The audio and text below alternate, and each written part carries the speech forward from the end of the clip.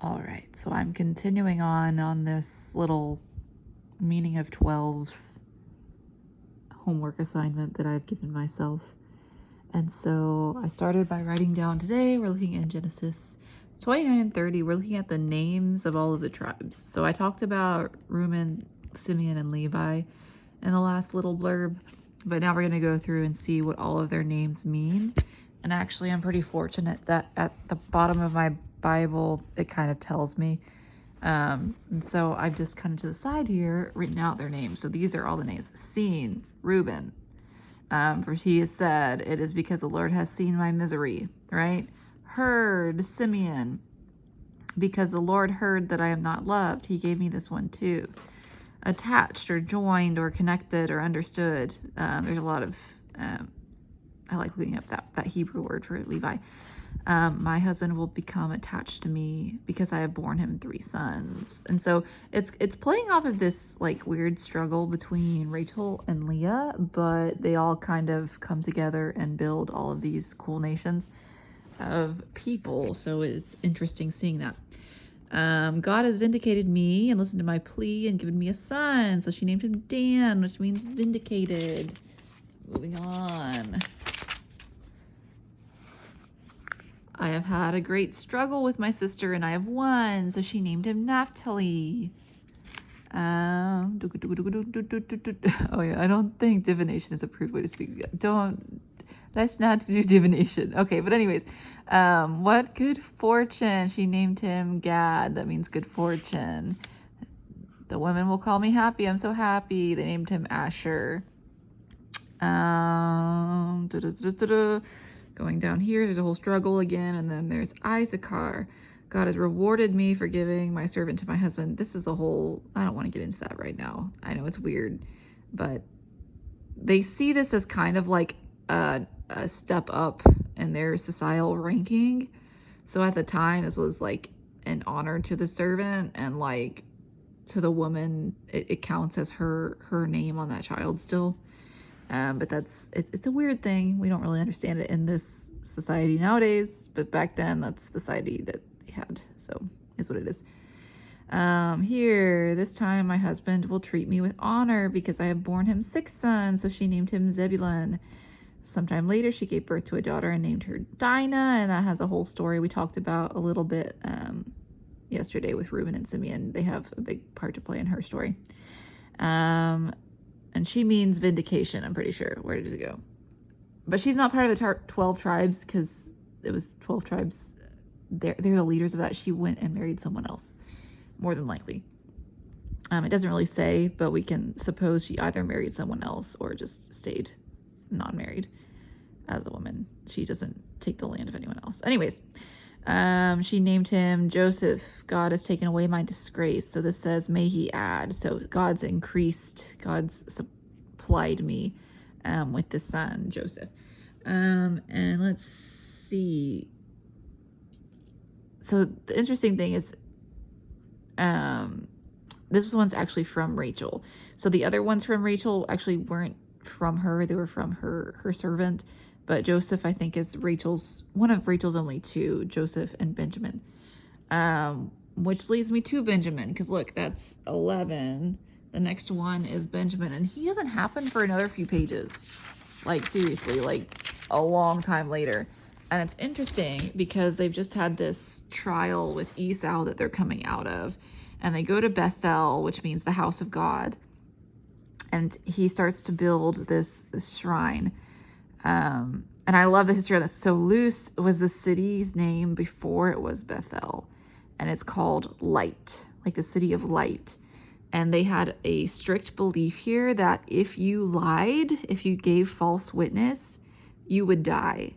And so that's kind of interesting that the deaths of Rachel happened immediately after that because she lied.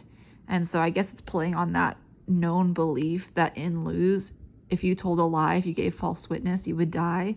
Well, it's kind of playing that out. But it's not until after this awesome covenant that God reminded him of.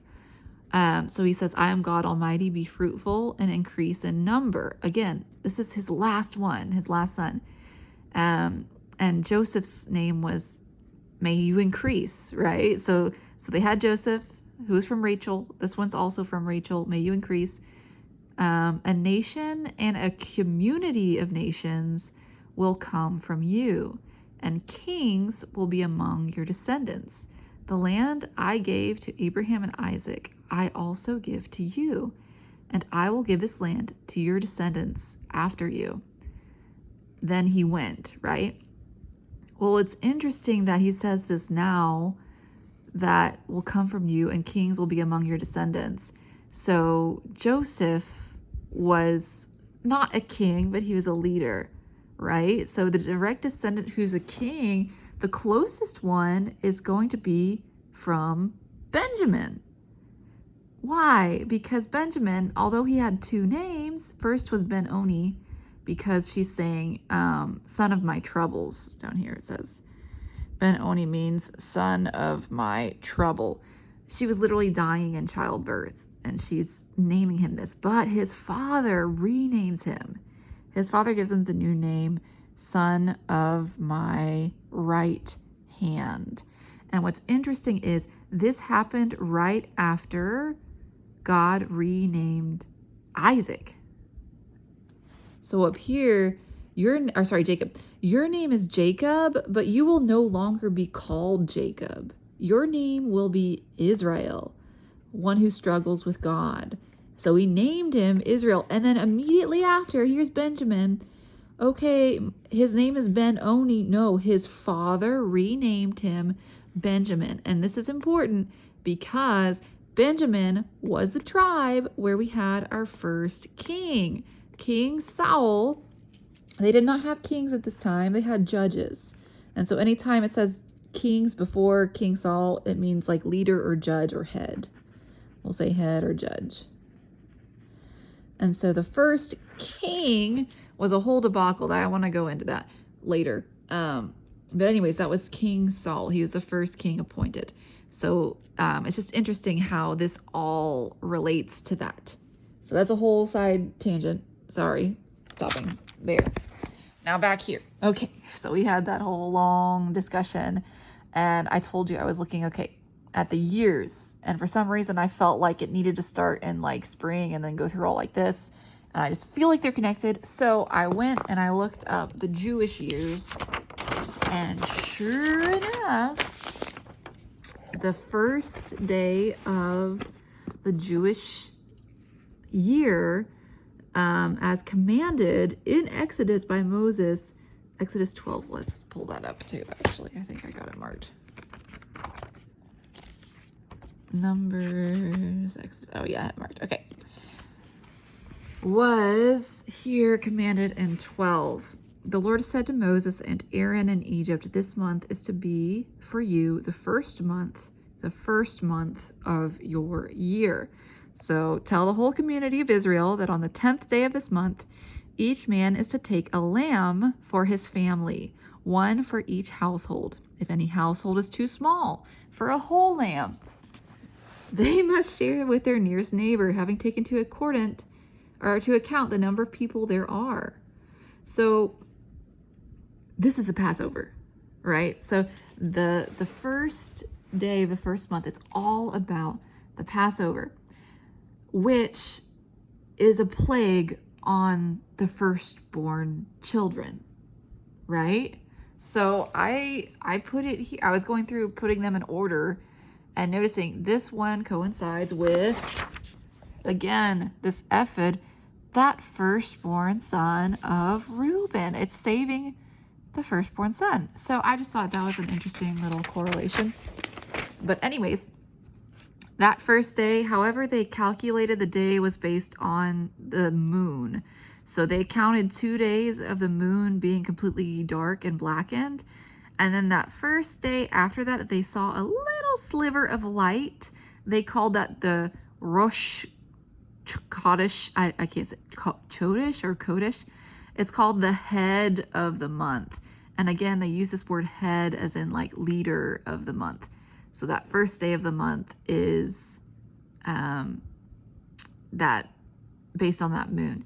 And so again, they have 12 months. They have Nisan. I want to go through the names. This is all I have so far.